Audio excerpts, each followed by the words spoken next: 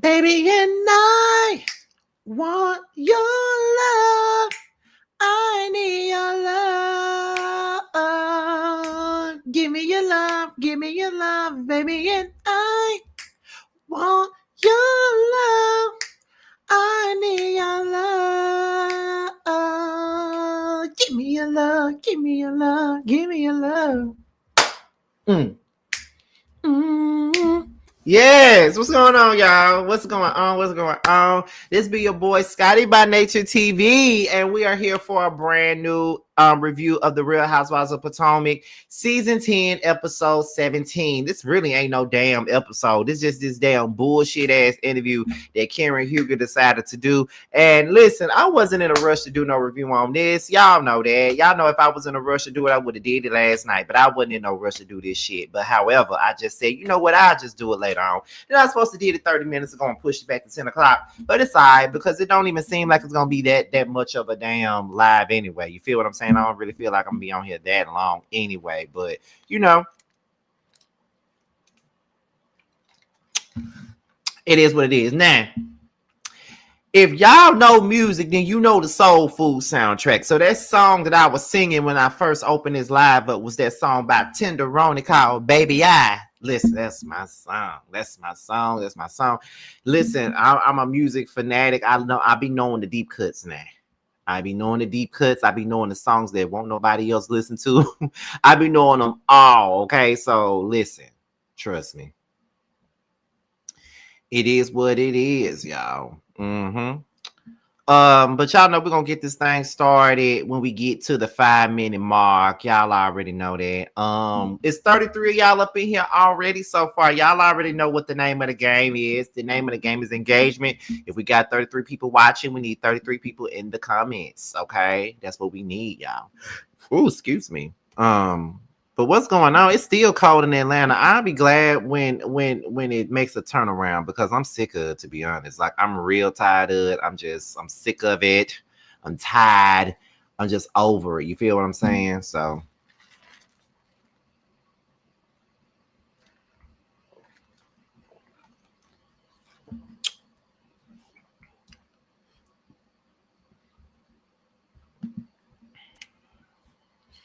yeah, I see the people coming. The people are coming, honey. Okay. I see my moderators up in here. I see Kendra. I see Payne. I see Andrea. I see Catherine. I see a couple of my moderators up in here. But we're going to get this thing going at the 5-minute mark. Like I said, child, we're going to get into it.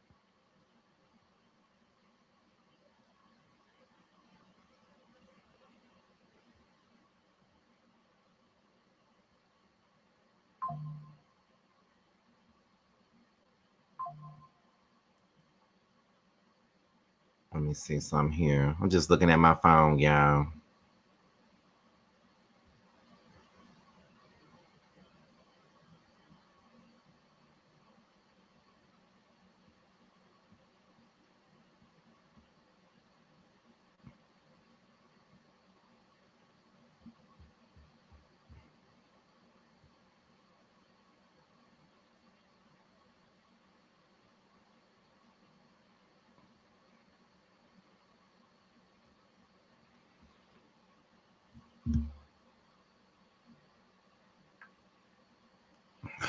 Okay. I don't wonder if they're gonna salivate over Karen's son like they did Karen's brother. Yeah, because Karen's son was kind of fine. Hey, Tammy. Tammy, I was going to hit you up because I got an idea for a collaboration this week. And I really want to know if you down with it. If you still in here, Tammy. But when you respond, I'll let you know. But yeah, so let's go ahead and get the fuck on. We're at the 5-minute mark. So let's get into it, y'all. So I'm gonna hit you up in your DM, Tammy. I got an idea this week to do a little bit of collaboration since Potomac is done. I like to do wrap-ups with certain YouTubers when it comes down to certain shows. Like I like to do like wrap-ups of Love and Hip Hop with Evaneer Entertainment. You know, sometimes I, now want to do wrap-ups on Potomac, and normally I would pick somebody like Rodney, The Voice, or somebody like that. But I want to do some more work with Tammy. And I feel like this particular season, me and Tammy has agreed on a lot, even though we disagreed on some shit. I think this is the most we've ever agreed on the season of Potomac, to be honest. And I just need that, you know. I need that. So it'll be fun because me and Tammy love each other. So, you know. But anyway, let's go ahead and get into it now. So it's 44 y'all up in here. Let's go ahead and get this thing started. So we open it up with the jailhouse braids. And let me just tell y'all, I might be overthinking or overlooking or whatever, but my thing is when Karen brought her ass in there and she was basically saying that the women that was with her in the jail and all this other stuff, and how they gave her, like, they took their extensions out of their heads and made braids with it. I'm like, did they wash them out? You know, I mean, that's a nice gesture, I guess, but did they wash the shit before they gave them to you? Because it's like, girl, like, why are you taking a old hair and shit and putting it in your head? You know, I mean, I think about things like that, honestly, and I just wouldn't be wanting their hair up in my damn head, but they're Jimmy. They're just me. I'm like I said, I might be thinking too much into it. I mean, I really don't know, but I'm just like, girl, like you took the hair. You feel what I'm saying? Like you took the goddamn hair, because I couldn't have taken it. You know, but she in jail. I don't know what a real hair looked like up under them wigs, so I really can't say anything about it. But I was just wondering, like, did you take the hair? Like, you took it, and you was okay with them giving you they leftover extensions and shit putting up in your head? I'm like, okay, am I the only one who thought that? Like, you know, I don't know.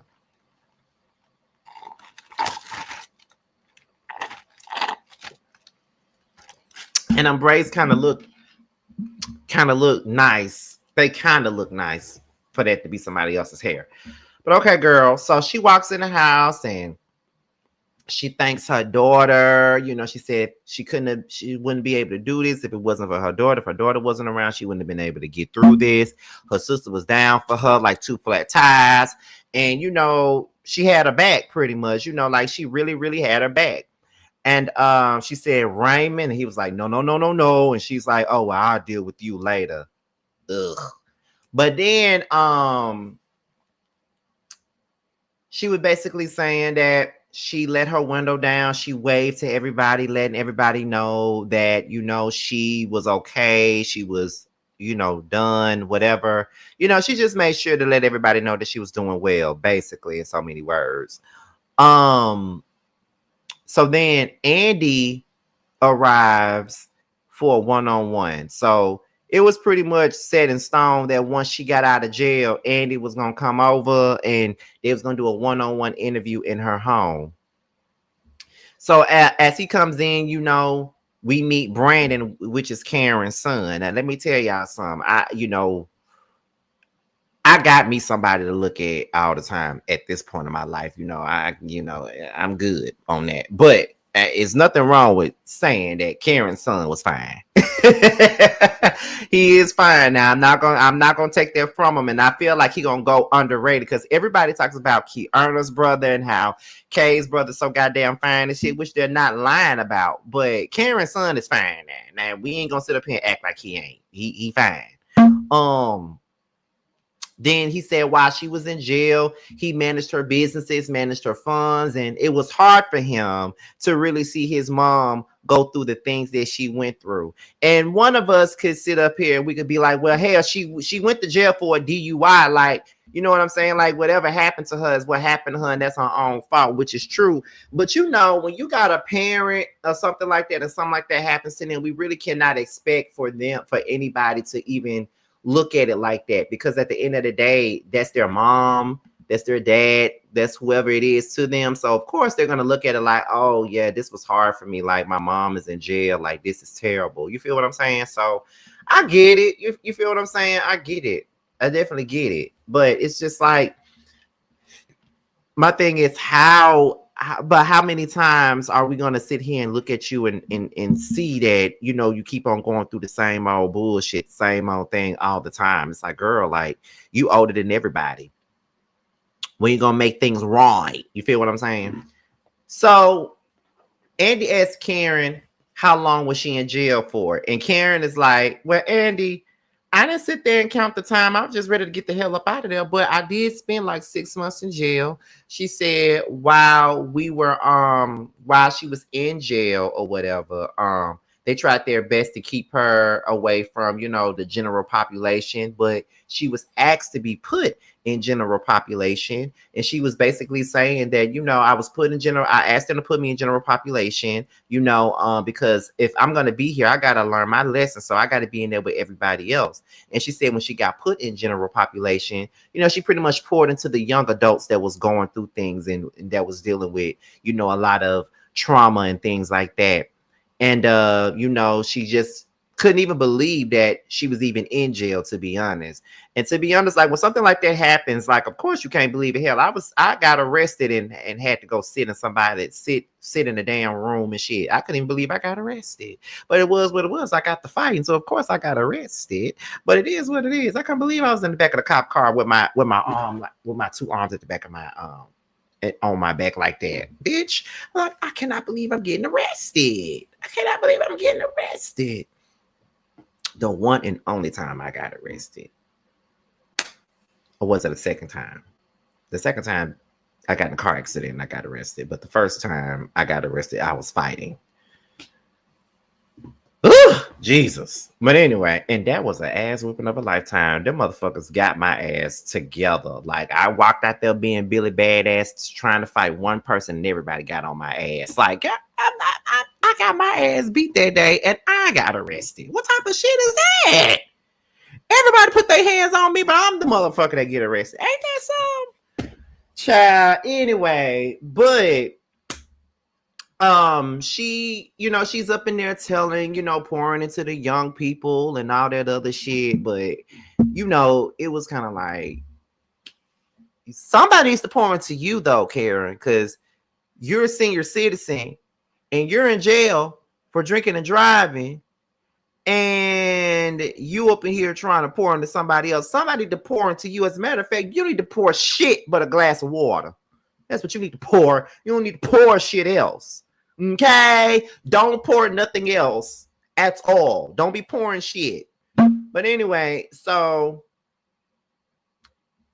they talk about the body cam footage. And one thing about that body cam footage did not do Karen any justice. It really made her look worse than what she already looked like. And she said that she didn't watch the body cam footage. And she said she didn't allow Ray to watch the body cam footage. And she says that her lawyers told her to take a plea deal. And that was the best advice that her lawyers could have given her, because her lawyer said that that footage was going to put her in the bind. So that's why she needed to take a plea deal, but she wouldn't take the plea deal because she didn't even watch the footage. My thing is, if you would have saw that footage, Karen, then you would have known that you wasn't going to be vindicated like you're hollering. How are you hollering? I'm going to be vindicated. I'm going to be vindicated. I'm going to be vindicated. I'm going to be vindicated. And then we all, the public, we see this body cam footage. And then, you know what I'm saying? It's kind of like, okay, you see this body cam footage, and now you need to figure out, okay, so what exactly are we going to do at this point? Like, what are we going to do?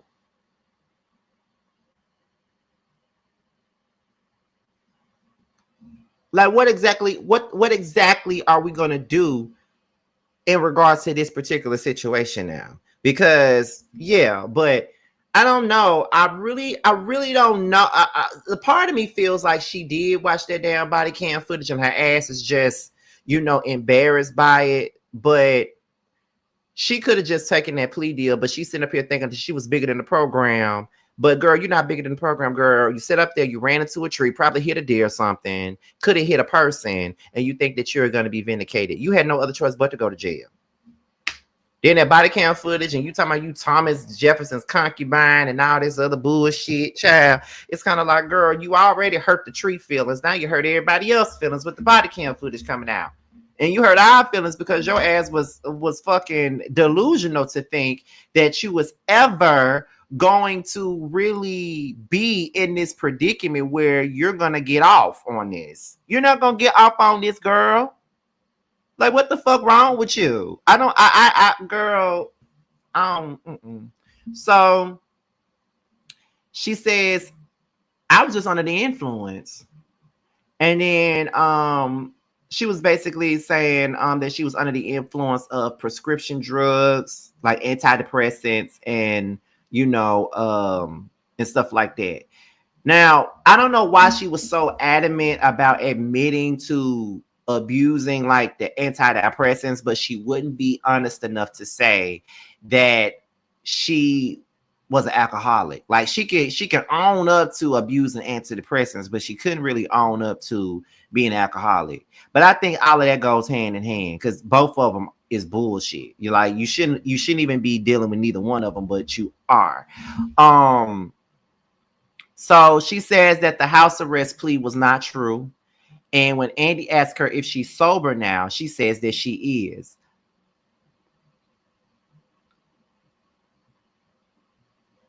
A part of me kind of feel like she ain't really sober like that. But then again, she just got out of jail, so it's probably been a long time since she had a drink. You know what I mean? So I don't know. She says that Raven saw the body cam footage and she was very devastated about what she saw. If you really want me to be real about it, Karen, yeah, she was devastated by what she saw, girl. Did you expect her not to be? Then she said her children felt like there was a problem 20 years ago when she got her first DUI. So you mean to tell me that you've been a drunken person since 2006? You got your first DUI in 2006, and your children and your husband been thinking that there's a problem here, and you ain't do nothing to get any help. You just sat there and just said, well, I'm gonna be all right. I ain't got to worry about a damn thing. I'm gonna be okay. Girl, no, you're not. You're not gonna be okay. And there's nothing, you're not gonna be okay. Like what we talking about here?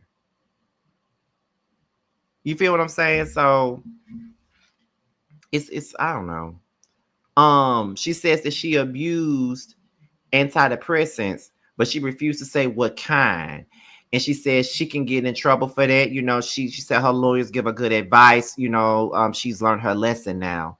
You ain't learned your lesson about shit because you're telling half truths and you lying. And I can look you in your eyes and say that you lying. And see, the thing is, we talk about Mia lying, we talk about Stacy lying, even Ashley lies, but Karen be fucking lying her ass off. Like she really be lying about shit she really ain't got to be lying about. Girl, you here to do an interview. You here to speak to the people for the first time since you went to jail.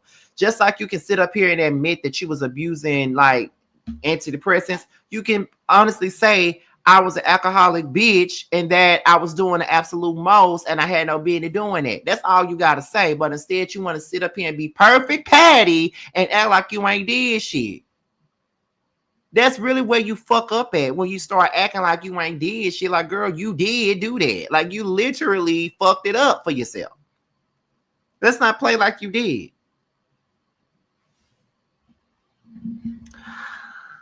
But okay, girl. All right. So, what else is going on here? So then she said that she's self-medicated. Okay, I guess so. So Andy was asking her, well, what really happened that night? That had you going to the bar and do whatever. She said she was running from home and she wasn't happy at the house. Now, basically, in so many words, she's basically saying that she wasn't happy at home and her and Ray had been going through it. I won't be surprised within the next 2 to 3 years they're gonna go through a fucking divorce because they seem to never be happy. And they seem like they really don't have no love in their marriage sometimes. Like it just comes across like this is a roommate situation. It's like, yeah, I put a ring on it and I promise to be there, forever. And we're going to be here forever. We just got to keep up this facade that we got a great marriage. That's what we're going to do. Because the fact is, Karen do be speaking on other people's marriages, like speaking on Robin and Juan and all, and Giselle and Jamal and all this other shit. When every time we turn around, she keeps her marital issues to herself, and her marital issues drive her to drink and to hit a damn tree. Like that's what we're seeing right now. Like once again, Yeah, you probably was running away from home and you probably wasn't happy, but you're still not owning anything. Like it still comes across like you're still like lying about shit. And you really don't have to be lying. Just own it. Don't own one thing and then half own something else. You know what else? Y'all, come on, doing too much.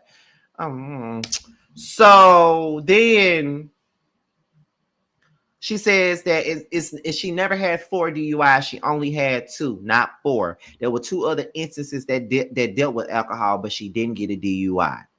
Then she says while she was in jail, her and Ray worked on their marriage while she was in jail. Okay. And I guess sometimes when you're going through a rough time, like when you're going through a rough time before you hit rock bottom, sometimes marriages become stronger during that time period, I guess. I don't know. Scotty, you've been giving me everything. The Potomac and Married to Medicine ladies have been having it going on this season. Absolutely. She want a younger man. I believe it. I believe our housewives want a divorce and come on the show to make money and get away. Yep. So her and Ray getting a divorce, I wouldn't be surprised. Not too much on Karen. Tell her not too much on the damn vodka. Karen sat there and lied through her teeth. She could have at least said I had too many drinks and I have been drinking for years. That's the shit that I be talking about. Like, you're lying. And I need for you to own it. Just say I was, just say I had too much to drink, but I don't remember. Oh, my car ain't outside. How the hell did I get home? Okay? Like just say that. Just say that. Just say that. But she can't own it. You know what I mean? Ain't nobody told Karen to marry their own man. Stop using Ray as an excuse for your BS. If she do, she be using Ray for a lot of stuff now. I can't even lie. Um, she says that she shut down after being raped. Now, sometimes when you go through a traumatic experience like sexual assault, you do tend to shut down. Cause I know when certain shit happened to me, my the way that I maneuver through life has changed. I'm a little more defensive than before and all that other stuff. Like people don't understand how your life and your emotional state kind of switches up when you are sexually assaulted. So I kind of understand that, but she said that she wasn't using her rape as a means to make excuses for what happened with the drinking. Like she says that's not what she's doing. I hope that's not what she's doing, child. Then she says that it's easier for her to admit to abusing drugs, but it's not easy for her to admit to admit to being an alcoholic. But my thing is, why though? Why? Why is it so easy for you to say that you was abusing meds, but it's not easy for you to say that you was abusing alcohol too? If you can admit to abusing meds, then you can admit to abusing alcohol. You know what I'm saying? Why was she so comfortable admitting to abuse of prescriptions, but didn't want to admit being an alcoholic? I feel like because she's not necessarily to blame if she admits that, because somebody prescribed that to her, so she could easily, that's how it comes across to me.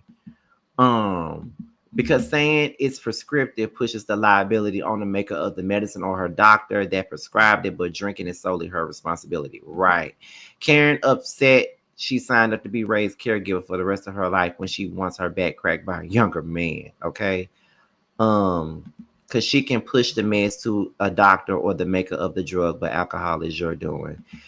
Y'all, she answered everything y'all asking. Y'all be hearing what y'all want to hear. What I wanted to hear was some accountability, and that's not what I heard. Sorry, Lyric, but not sorry, because she didn't own up to shit. Because she was still sitting in that chair making excuses. She was doubling her prescriptions like she was the doctor. I don't think she's ready to let the alcohol go. I don't know.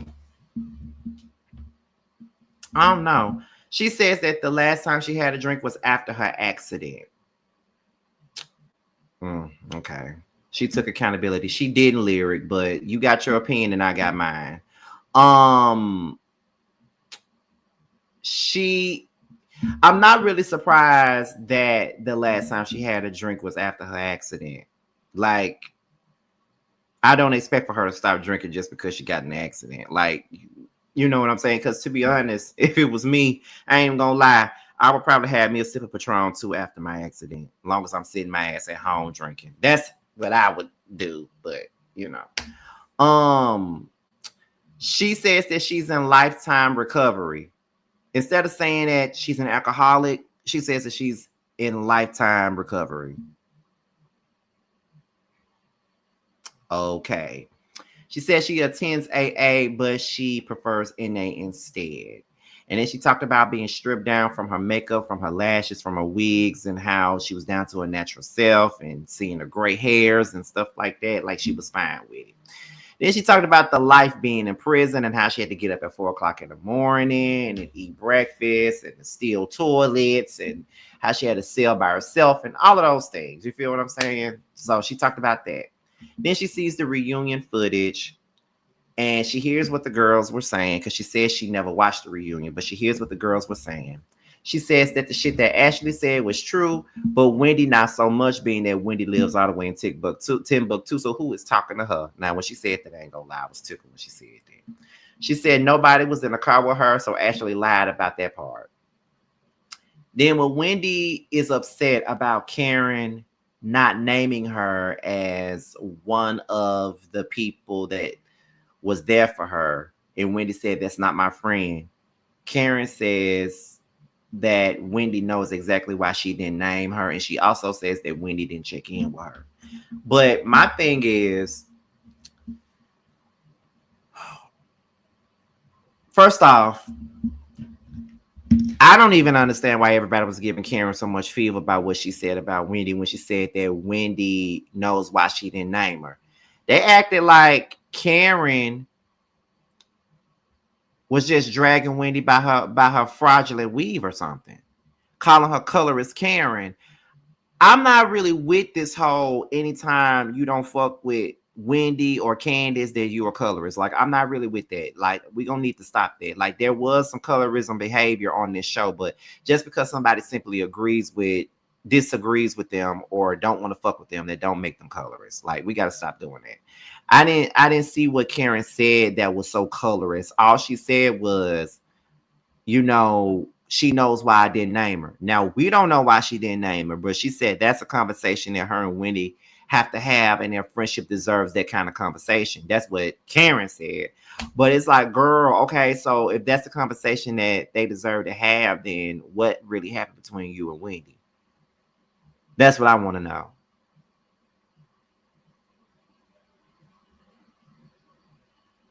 But okay.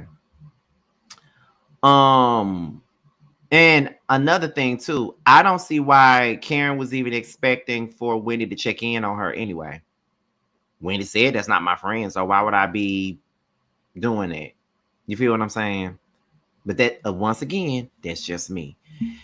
Andy said that there's people out there that feel like Karen don't need to come back to this show right now after everything that she's been through. But she said the show saved her. And to be honest, it's kind of like, well, the show saved me, so I'm not gonna blame the show for my mishaps or things that I went through. You feel what I'm saying? So